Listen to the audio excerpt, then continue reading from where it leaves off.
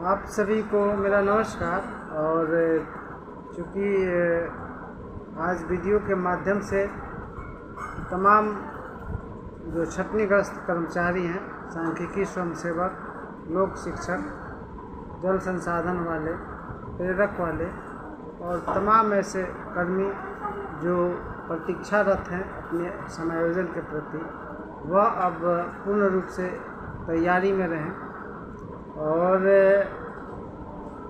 जो जवाब अब मुझे मिला था और जब मैंने माननीय मुख्यमंत्री को पत्र लिखा था और उस पत्र के आलोक में जो जवाब मुझे देना था उसको मैंने 20 तारीख को दे दिया था और मुझे पुनः एक बार दोबारा बुलाया गया, तो मैंने वह भी प्रमाण और साक्ष्य आप सभी के बीच दे दिया है।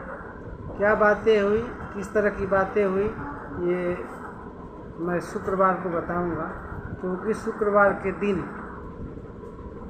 यह इस पर पूरी तरह फाइनल और कंप्लीट चीज़ें और सारी बातें मुझे बता दी जाएगी और वह सारा चीज़ बता दिया जाएगा कि कब तक आपका काम और किस दिन होगा। ये सारी चीज़ें शुक्रवार के दिन बता दी जाएगी और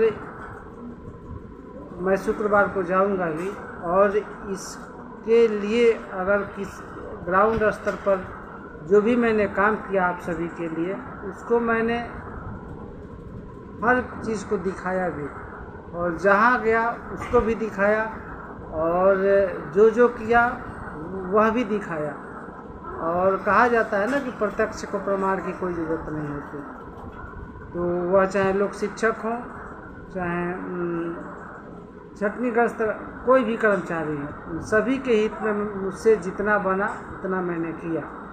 और अंतिम जो मुकाम है और लड़ाई है और अंतिम जो बातचीत की जो प्रक्रिया है, उसको लड़ाई नहीं और उसको बातचीत की जो प्रक्रिया है अंतिम, वह शुक्रवार को फाइनल होगी और उसमें ये क्लियर हो जाएगा कि किस दिन आपके मामले पर मुहर लग जाएगी और प्रकाशित हो जाएगा और ये सारी चीज़ें आप सभी के सामने आ जाएगी। ये सारी चीज़ें शुक्रवार के दिन आप सभी को पता चल जाएगा शाम तक। और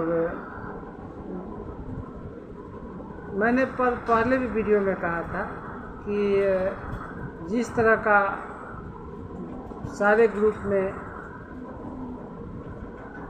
चल रहा है और जिस तरह का माहौल है और आपस में लोग गाली गलौज कर रहे हैं, तो मैंने कहा था कि अगर कई बार लिखा भी था कि आप अगर मेरे परिवार पर कुछ बोल रहे हैं, मेरी बहन पर कुछ बोल रहे हैं, मेरे बच्चों पर कुछ बोल रहे हैं, तो ये मत समझिए कि आप केवल व्यक्तिगत मुझे टारगेट कर रहे हैं।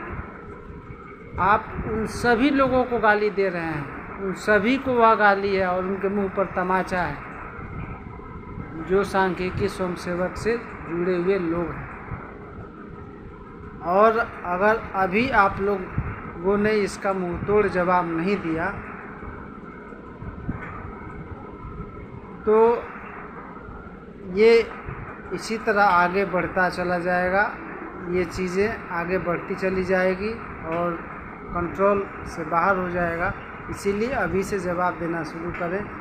और जो भी काम हुआ है वह मैं अब बता देता हूँ कि जो भी काम हुआ है वह काम कब आगे बढ़ा, जब मैंने इतनी ठंड में, जब सभी लोग घर में दुबके हुए थे और सभी लोग अपने अपने घरों में थे, इतनी ठंड में मैंने बिहार सरकार के किसी भी माननीय मंत्री को नहीं छोड़ा था और सभी के पास अपनी बातें लेकर पहुंचा और दोनों माननीय मुख्यमंत्री को भी अपनी बातों से अवगत कराया और उस पर जो भी काम हुआ और जो भी होने वाला है वह उसी समय का परिश्रम का देन है।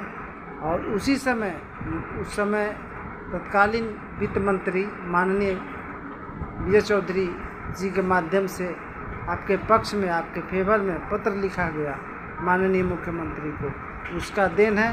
और वह बहुत मेरे व्यक्तिगत आग्रह पर लिखा गया था माननीय मुख्यमंत्री को, और उस पत्र की भी देन है।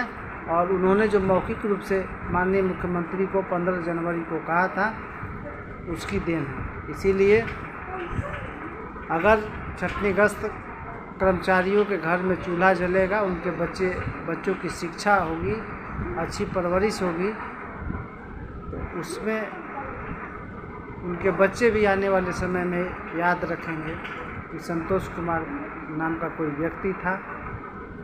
और मैं जितना दिन रहूं, आने वाली जो पीढ़ी है वो याद रखेगी कि जो काम असंभव था उसको भी संभव बनाया। और हम लोग तो नौकरी 18-19 साल जितना दिन बचा हुआ उतना दिन तो करेंगे ही। उसके बाद जो नई पीढ़ियाँ आएंगी, तो जब आप लोग बताएंगे अपने बारे में, तो इन सारी चीज़ों का असर पड़ेगा उन पर भी। एक चीज़ है कि थोड़ा सा आप लोग अपने स्वभाव में और सभी लोग एकजुटता का परिचय दें, और किसी पर अनर्गल और